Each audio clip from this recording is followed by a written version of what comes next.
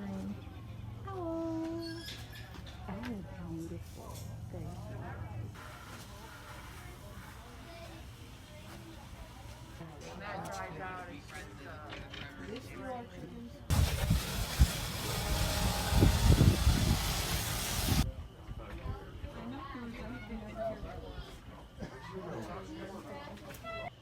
Look at all them bison. Look at all That's a those lot of chickens. bison. Look at the swans. But she loved Pretty Wilson. I love him. I love him. Hello, donkey. My dog's head is bigger than yours. Oh, hello, buddy.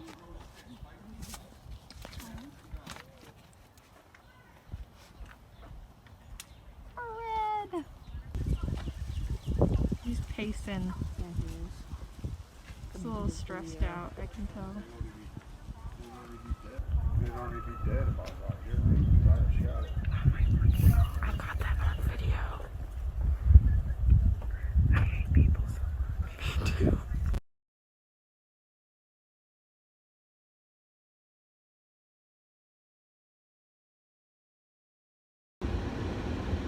So, trip to success. The first thing, a lot of the animals weren't in their enclosures like at all.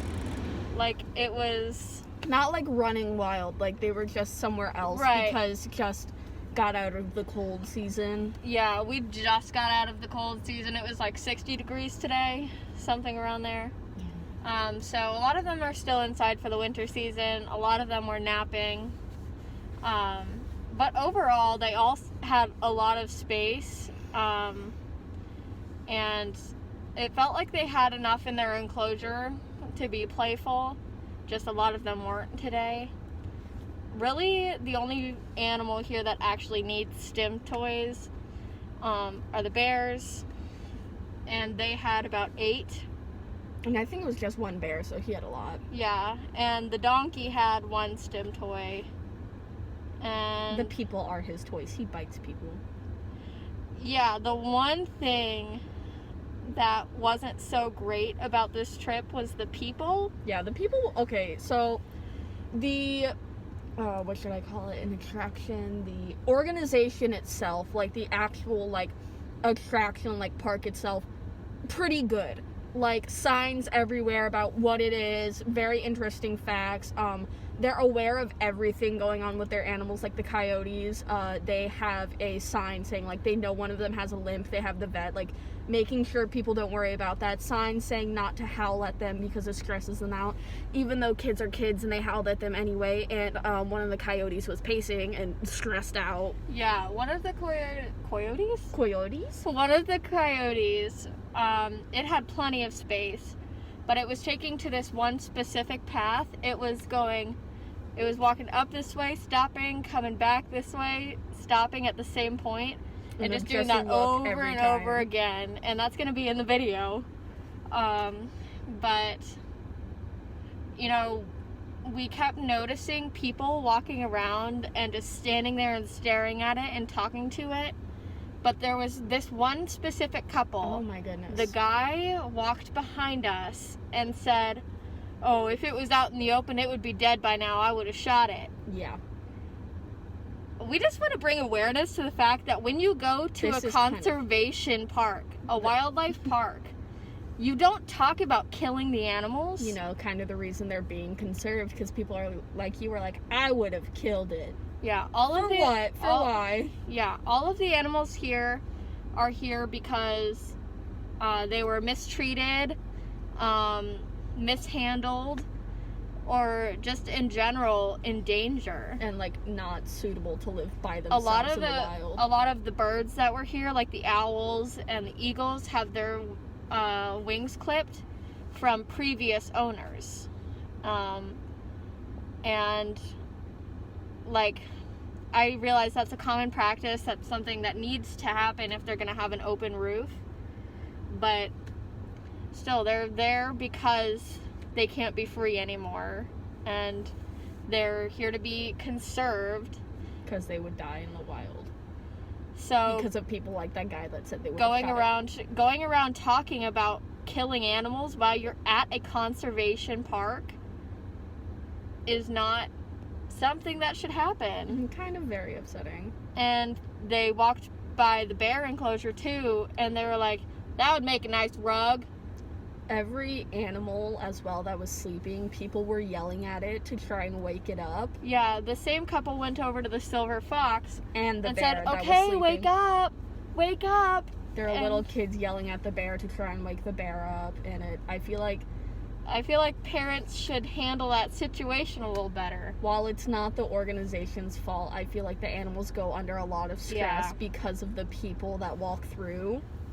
Yeah, and there were plenty of signs up that said, don't howl at these animals. And then you hear kids howling They at the have animals. they travel in packs. They have a specific howl, and it stresses them out to hear a howl that isn't theirs.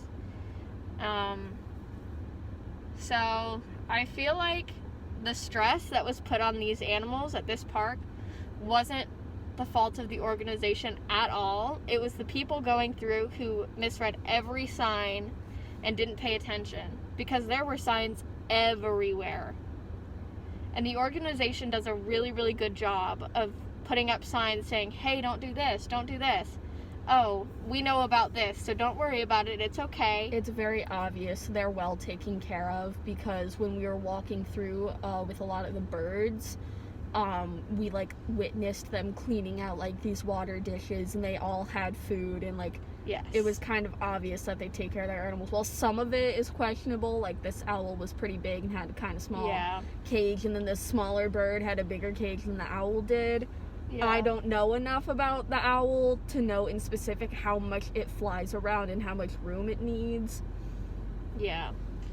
And we went through one of the indoor enclosures. The forest hall? Yeah, the forest hall. The forest hall.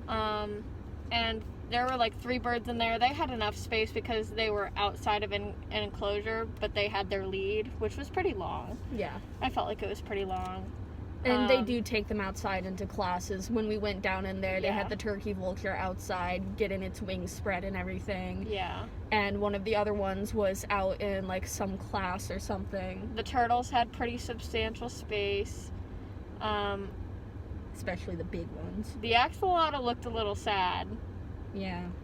And there were 2 snakes in really, really tiny tanks, but they looked like they were just sleeping. So overall, they Pretty take they take good care of their animals. Except we don't know enough about coops, but there was a lot of pigeons in one coop. There's gonna be a lot of pigeons everywhere. Yeah, but like, You ever been to New York City? no, but I've been to Chicago, and you can pick one of those up and take them home. Don't do that. I Don't do that. The best part about this one is that all of the animals have a crap ton of space. They have acres and acres of land. like a lot. And their natural habitats are as stimulated as they can. And for the ones that they can't stimulate as much, they have like little ponds and stim toys. And it's just, I don't know. That's the difference between these conservation places and zoos. Zoos don't have all of the space that they can for the animal. And they have to do a lot more work to stimulate it and take care of them, because this is Yeah. obviously not their natural habitat. Like if you go to the zoo and you see the rhinos and the zebras, there's like a lot more mud and dirt, and it's a lot like less plant life, because if they were to be somewhere like Africa, there's not as many plants as there would be out there. But here, they're all native to here, and they have all the space they could ever want, and most of them have playmates and pack mates, so they really don't have the need for stimulation toys, and they're pretty happy. I'd say the only animals that are stressed are the ones being Yelled at. screamed at by children And and hunters. All right, so that's it.